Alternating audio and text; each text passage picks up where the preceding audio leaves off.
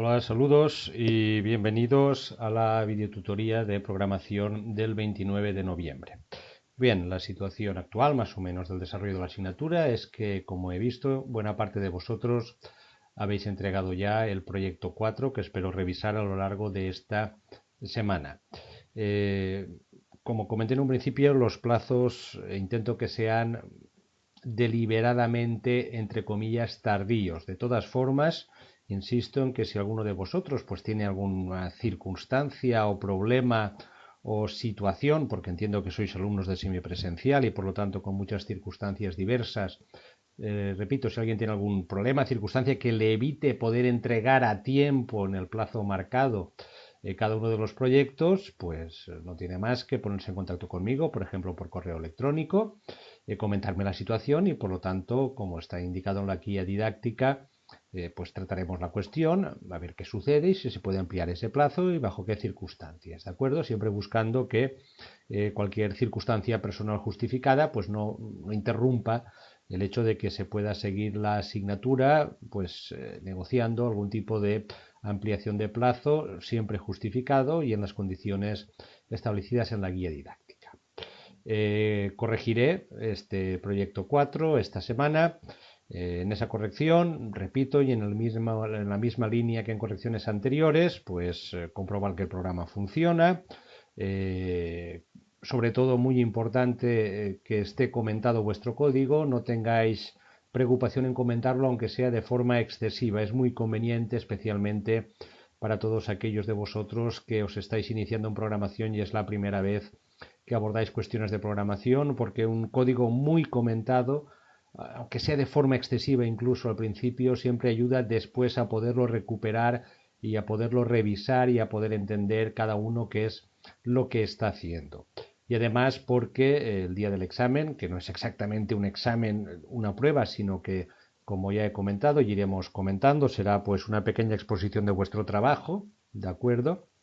El hecho de que tengáis el código profusamente comentado, pues os puede ayudar a que si yo os pregunto alguna cuestión sobre alguna parte de vuestro código, eh, tengáis más fácil contestar y saber qué habéis hecho y recordar qué habéis hecho en ese momento o en esa línea de código concreto. Por otra parte, también comentar que tiene que ser ya, y lo voy a empezar a considerar, lo he considerado ya un poco en la corrección del proyecto 3, pues interesante que aparte de que, bueno, veis el código, yo os pongo ejemplos, os sugiero soluciones, pues también es interesante que empecéis a poner en el código cuestiones o cosas de vuestra propia cosecha. La solución que yo ofrezco no es la única, se puede ver ampliada, se puede plantear de otra manera, podéis a lo mejor estructurar las clases de otra manera o con diferentes paquetes. Esa, digamos, opción a que aparte de que intentéis solucionar el proyecto que funcione bien, pero que además aportéis algo más de vuestra propia cosecha más allá de las sugerencias que yo indique, completándolo o ampliándolo o haciéndolo incluso de forma diferente, siempre que funcione, pues creo que es una cuestión que ya voy a empezar a valorar como una, digamos, como un plus de calidad sobre vuestro trabajo, siempre como un plus de calidad.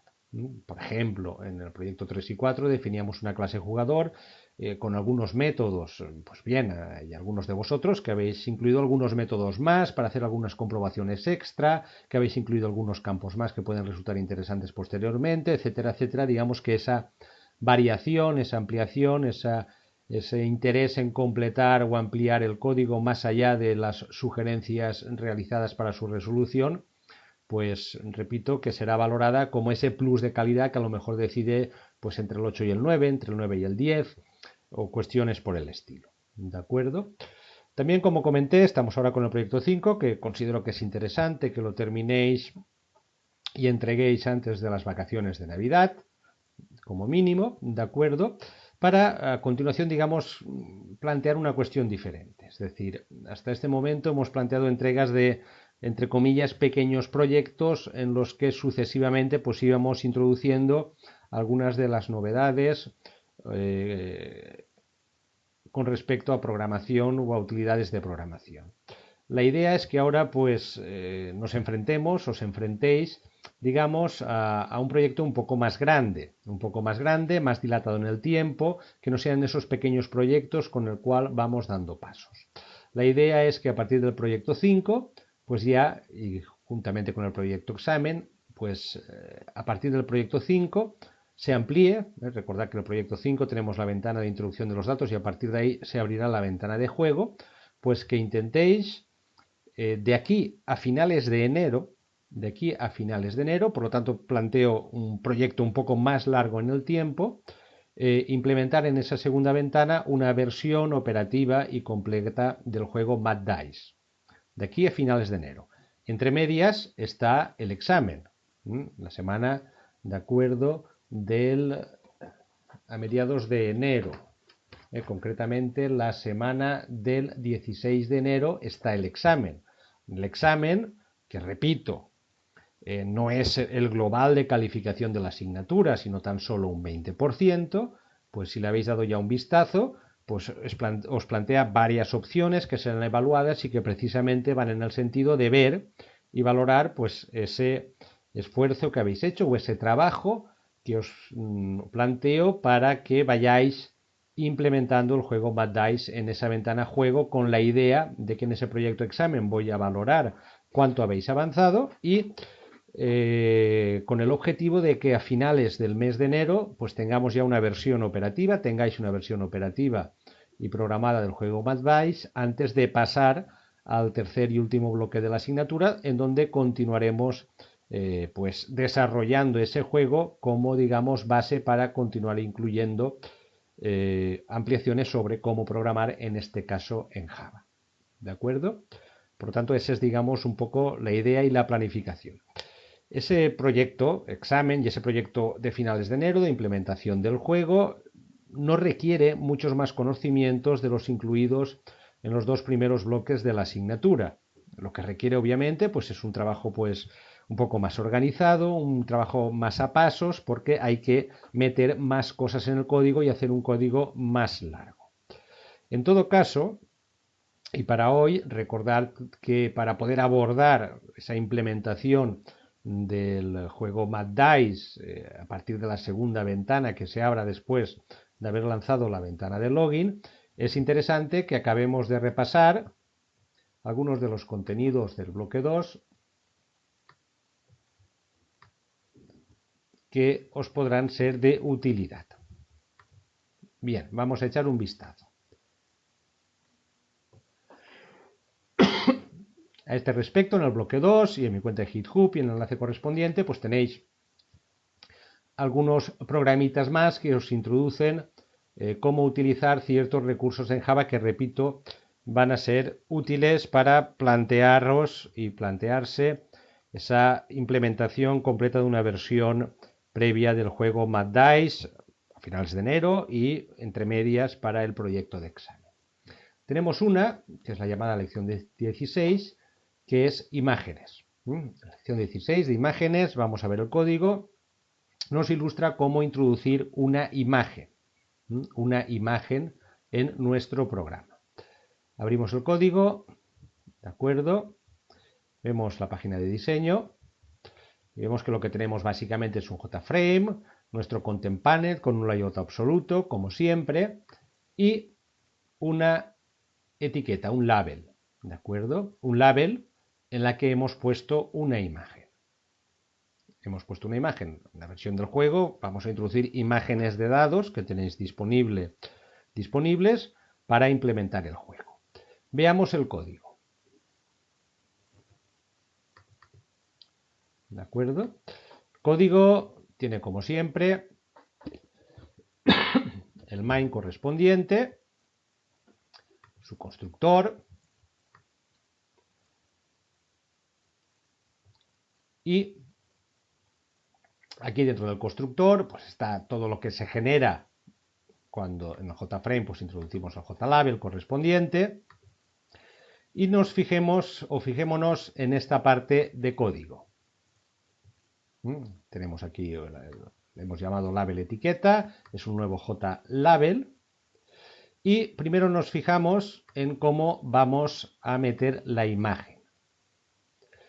La imagen debe ser de tipo ImageIcon. ¿De acuerdo? O sea, toda imagen que queramos meter en una interfaz tiene que ser de la clase ImageIcon. Por lo tanto, declaramos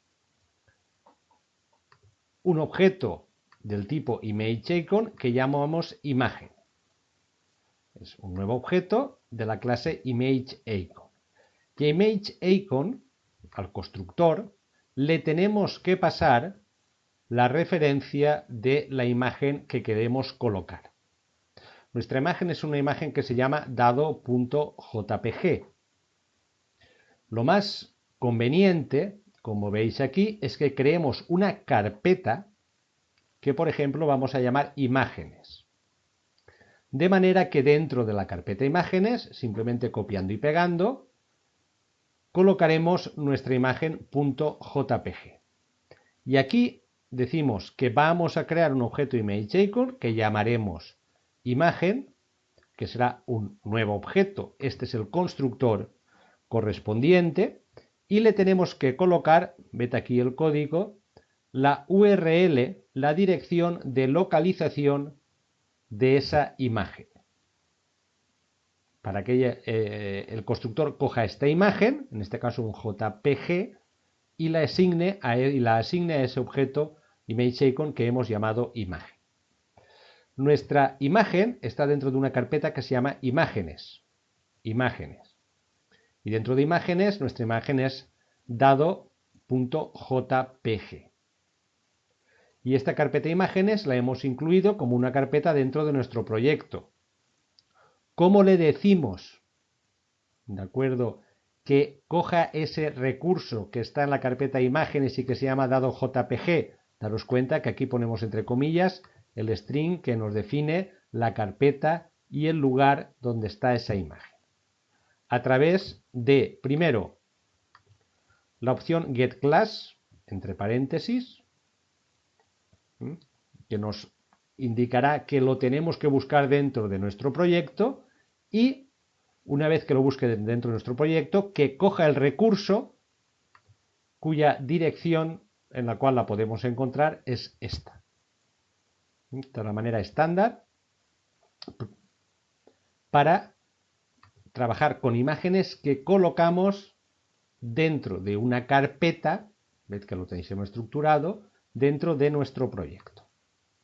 Una vez creado el objeto imagen, que es un ImageIcon, y que coge de esta dirección, a través de esta orden, le decimos que ponga la imagen en la correspondiente etiqueta. La etiqueta en el correspondiente label. El JLabel, este de aquí, donde vamos a colocar la imagen, lo hemos llamado label etiqueta. Pues le decimos que al objeto label etiqueta coloque setIcon ese objeto imagen. De esa forma se colocaría esa imagen concreta en ese JLabel. Daros cuenta también de una cuestión que es interesante que empecéis a considerar y a utilizar en vuestro código para controlar o evitar errores, ¿de acuerdo? Para evitar errores. Y para evitar que, digamos, el programa se quede colgado porque en algún momento cometa un error, bien porque no encuentra un recurso, bien porque la variable que le hemos pasado no existe, bien porque, por ejemplo, hemos pasado una cadena que queremos transformar en un entero, pero esa cadena no es un entero, etcétera, etcétera, etcétera. Esos mecanismos de control, para evitar que el programa se quede colgado porque en un momento determinado no encuentra la variable, el recurso o aplica de forma errónea un método sobre un valor o una variable que no es la que toca para ese método, se pueden implementar, bien haciendo de forma explícita un mecanismo de control a través de un condicional if, y existe otro mecanismo que es el control de excepciones. El control de excepciones tiene siempre la misma estructura: try, catch. Try, catch. Prueba a hacer esto, prueba a pues genera un objeto imagen a partir de este recurso para colocarlo en ese JLabel. Y si no puedes hacer esto, entonces, en vez de quedarte colgado, catch, se produce una excepción. ¿De acuerdo? Una excepción. Pues cogemos esa excepción, no dejamos que el programa se cuelgue y emitimos un mensaje a través de pantalla, ¿de acuerdo? A través del monitor. La imagen no existe. Seguramente ha dado un error porque la imagen no existe. Y le decimos que nos salga, nos printe, también por monitor, una traza de cuáles han sido los errores que han aparecido en la ejecución del programa. Este segundo aspecto también es interesante que lo empecéis a incorporar a vuestro programa. El control de excepciones. El control de situaciones en las cuales el programa se puede quedar colgado y para evitar que se pueda quedar colgado, pues pueda continuar dándonos una información sobre qué es lo que ha pasado o nos puede ayudar a saber qué es lo que ha pasado. Repito, esto se puede hacer en algunos momentos de forma explícita por vuestra parte, programando secuencias de control a través de if, o el mecanismo natural que está en el lenguaje Java es el control de excepciones, que siempre es del mismo estilo, try, catch. Prueba a hacer algo y si al intentar hacer ese algo surge una excepción, pasa algo que no lo puedas hacer, no te cuelgues, sino coge esa excepción, catch, y envíame un mensaje de ayuda. Hay diferentes tipos de excepciones en función de lo que estemos intentando hacer. Esta es una excepción genérica. ¿De acuerdo? Esta es una excepción genérica. Pruebo a hacer algo y si pasa algo, pues en fin, pues no me cuelgo y te envío un mensaje y digo que me printes, que me salgas por monitor, qué es lo que ha pasado en el momento de ejecutar el programa. Hay excepciones específicas en función de ciertos métodos. Por ejemplo, si intentamos pasar una cadena a un número entero y resulta que la cadena no es un número entero, pues también se puede controlar a través de excepciones, como lo vimos, por ejemplo, la forma de controlar en la clase jugador en el anterior proyecto si lo que le habíamos pasado era un número o no era un número. Es interesante que os acostumbréis, por lo tanto, a ir incluyendo mecanismos de control de flujo de vuestro programa para evitar que se quede colgado, bien con if, bien trabajando la estructura try-catch. Cada vez que penséis que vais a hacer algo que se puede quedar colgado porque no encuentra el recurso o porque va a haber un cambio de una variable a otra y a lo mejor no puede realizarse, pues pensad en ir introduciendo este tipo de control en vuestro programa. Bien, esto es lo primero, cómo introducir una imagen. Otro aspecto interesante es los arrays, como manera de estructurar los datos. Los arrays. Los arrays son simplemente una forma breve de declarar pues una serie de datos que pueden ser todos del mismo tipo y que vamos a manipular todos a la vez. Si estuviese en matemáticas, un array de una dimensión sería específicamente un vector. Por ejemplo, de esta manera podemos declarar un array que llamamos calificación, ¿de acuerdo? Que tiene 10 elementos que son enteros. Esto sería, para aclararnos, si estuviésemos en matemáticas, un vector de 10 componentes que son números enteros. Los arrays pueden, y es conveniente además, inicializarlos, dar un valor por defecto de los elementos del array. Puede ser conveniente. Una forma de asignar valores es esta. Un poco larga, pero es una opción. Y los arrays podemos recorrerlos claramente con un bucle for. Los arrays son estructuras de datos interesantes cuando trabajamos con varios datos del mismo tipo, que además puede ser que tengamos que recorrer o que tengamos que manipular todos a la vez. Este es un ejemplo, le échate un vistazo, donde tenemos un array de 10 números enteros y recorriendo el array desde su posición 0 hasta su posición final de 1 en 1, pues vamos calculando las medias de las calificaciones, acumulando los datos del array. Otro ejemplo.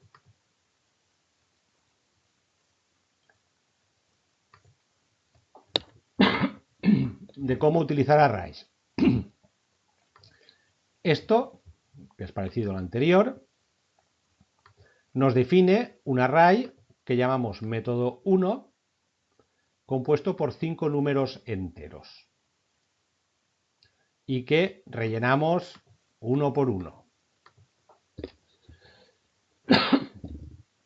Otra opción para definir un array sería este de aquí. Esto sería un array de números enteros que inicializamos directamente con estos valores, con 7 valores numéricos. Con lo cual le estamos, aparte de inicializarlo con estos 7 valores numéricos, indicándole que tiene 7 elementos. Son dos opciones posibles. ¿Cómo recorremos el array? Con un for. Otro ejemplo. Este sería un array, podemos tener un array de cualquier cosa. Este sería un array de 10 elementos de tipo figura.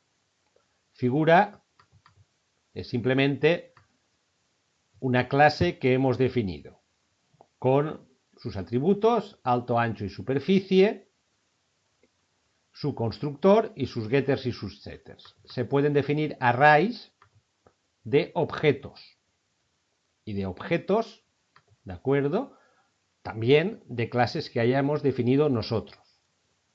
Aquí vemos cómo podemos definir, por tanto, un array compuesto por 10 elementos de la clase figura, que hemos llamado conjunto, y que se inicializa pues simplemente recorriendo el array con un for y asignando a cada elemento del array pues una nueva figura a través del constructor correspondiente.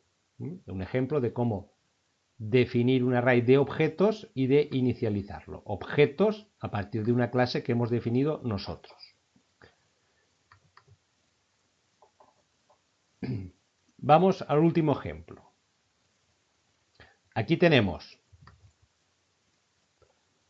de nuevo, un array que tendrá 10 elementos que serán objetos de tipo figura, de la clase figura, y que vamos a llamar conjunto, y que vamos a inicializar recorriendo el array. Para cada elemento, conjunto 1, conjunto 2, conjunto 3, etcétera, etcétera, hasta llegar a conjunto 10, o al décimo, ¿de acuerdo? Creamos un objeto figura y le asignamos un valor de altura y anchura, con su setter correspondiente, ¿de acuerdo? Una cuestión, se me ha olvidado comentar. Todos los arrays por defecto numeran sus elementos a partir de 0. El primer elemento del array, de cualquier array, no es el elemento 1, sino que es el elemento en posición 0. Por eso en los bucles for, para recorrer un array tenemos que empezar siempre desde 0. En este programa es interesante ver cómo funciona la clase random. La clase random es un generador de números aleatorios, estrictamente un generador de números pseudoaleatorios. ¿Qué es un número aleatorio? Un número aleatorio es, dame un número cualquiera de 1 a 10. al azar. Eso lo hace en Java la clase random. Esta os puede ser útil para implementar el juego Mad Dice, porque cada vez que empecemos a jugar de forma aleatoria, los dados del juego se tienen que tirar y darán unos valores al azar. Eso se simula o se podrá simular a través de un random. Es fácil de utilizar. Generamos el objeto de generador de números aleatorios. Random gen new random, que es su correspondiente constructor. ¿De acuerdo? ¿Qué estamos diciendo? Que gen es un objeto, ¿de acuerdo?, de la clase random. Y va a darnos un valor al azar de un número. ¿Qué número? Veamos a ver cómo le decimos que nos dé un valor al azar. Con esta orden. Fijaros, le estamos diciendo que gen, que es un objeto de la clase random, nos devuelva un número entero cualquiera que será entero, next integer, y al decirle 100 le estamos diciendo que nos devuelva un número entero cualquiera que esté entre 0 y 99. Es sencillo de utilizar. En Mad Dice tenemos que tirar los dados. La tirada tiene que ser aleatoria. En cada tirada los dados nos tiene que dar cualquier número que se corresponda con cualquier cara de los dados que vamos a echar. Eso se simula en programación con un generador de números aleatorios. Repito la estructura. Random, clase random. Definimos un generador de números aleatorios que vamos a llamar gen, que será pues un nuevo objeto de la clase random. Y con nextInt le decimos que nos devuelva un número entero cualquiera, en este caso si ponemos 100, que está entre 0 y 100. Si por ejemplo tuviésemos un dado con 6 caras entre valores de 1 a 6, generaremos un objeto gen random para ese dado y le diríamos en cada tirada que nos devolviese un entero cualquiera, ¿de acuerdo?, entre 0 y 5 y le sumaríamos 1 posteriormente. Porque la orden por defecto nos da siempre un entero al azar entre 0 y, vete aquí, a ver, y el valor superior indicado menos una unidad. Vamos a ejecutarlo para que lo veáis. Lo hemos ejecutado y nos dice que hemos creado 9 figuras que son los, 10 figuras que son los 10 elementos del array entre 0 y 9 y de forma aleatoria nos ha asignado un valor de altura y un valor de anchura. Si volvemos a ejecutar el programa, daros cuenta que nos genera valores diferentes. En cada caso, un número escogido al azar entre 0 y 99. Por último, también es interesante que echemos un vistazo al programa Swing Eventos. Veamos el primero. Voy cerrando por aquí.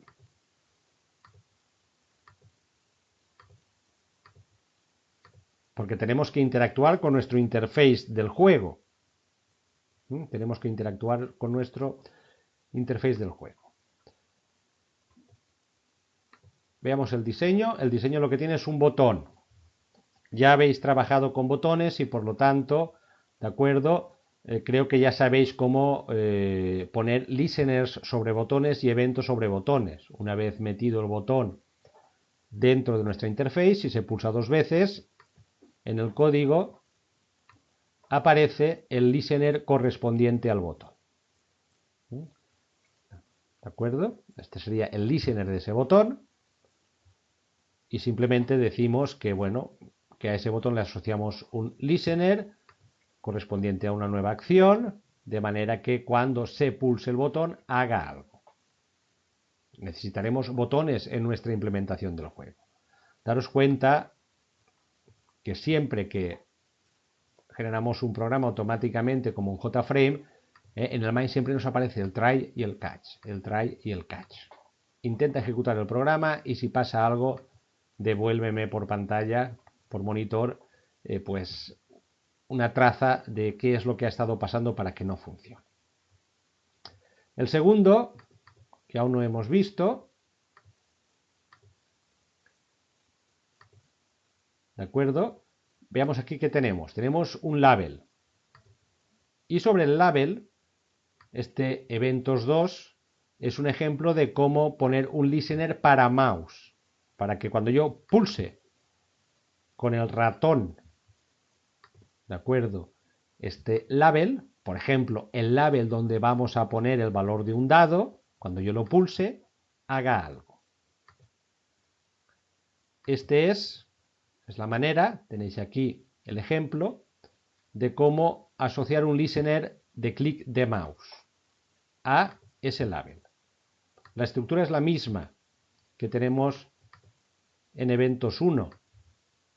Aquí añadimos una acción listener, un nuevo acción listener y cuando se ejecute la acción hacemos algo. En eventos 2 lo que añadimos es un mouse listener, le decimos que esté atento al ratón. La opción es un mouse adapter y cuando hagamos clic sobre el mouse, que haga algo. Sobreescribimos el método mouseClick. Vamos a ejecutarlo, ¿de acuerdo? Simplemente cuando yo haga clic sobre esa etiqueta, sobre ese label, pues me ejecutará una acción. De esta manera es como podéis implementar un listener de clic de ratón, por ejemplo, sobre un label. Algo que también os puede ser útil para continuar con la implementación del proyecto Mad Dice. Pues bien, le echáis un vistazo a estos ejemplos y una vez terminéis el proyecto 5, si tenéis alguna duda, como siempre me la consultáis, pues ya os planteáis, pues ya un trabajo en donde que se puede realizar con todos los contenidos vistos hasta ahora, pero que ya no es un pequeño proyecto de 1 o 2 semanas, sino que es un proyecto a un plazo medio.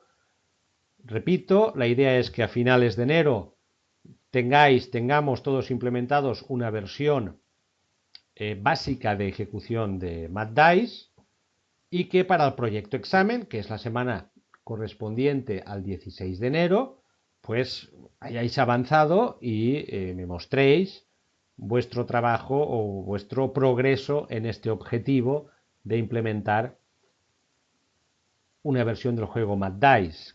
Creo que ya la he enseñado, la tenéis en los vídeos. Si queréis le echamos un último vistazo a mi implementación, que repito, no tiene por qué ser la única posible y a las cuales seguramente le faltan cosas. Se pueden ampliar los métodos de las clases, se pueden introducir mecanismos de control tipo try-catch, etcétera, etcétera. Os invito también a que, digamos, en ese aspecto, pues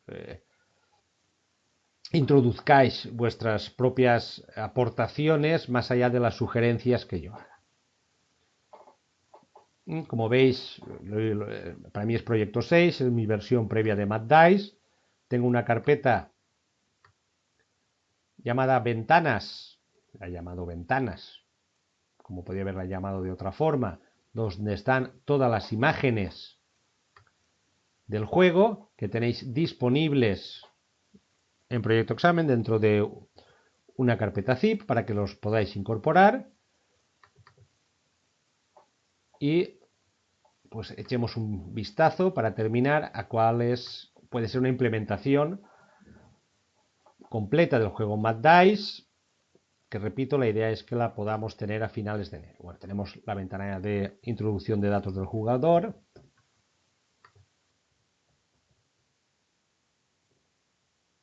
que es lo que hemos hecho en el último proyecto entregado.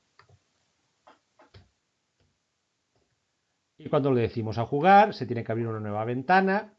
En principio, para el proyecto 5, simplemente recoger los datos del nombre del jugador. Y como veis, como os he mostrado algunas veces, esta es una opción posible. 3 dados que se lanzan. Dados cuyas caras solo tienen los valores numéricos de 1 a 3. 2 dados cuadrados que se lanzan cuyas caras tienen valores numéricos de 1 a 6. Un dado de 12 caras cuyos valores numéricos van de 1 a 12. De manera que tenemos que combinar los valores numéricos de estos dados a través de operaciones de suma y de resta para conseguir acertar el objetivo, que es el número que ha salido en la cara de 12 dados. Por ejemplo, 5 menos 3, correcto.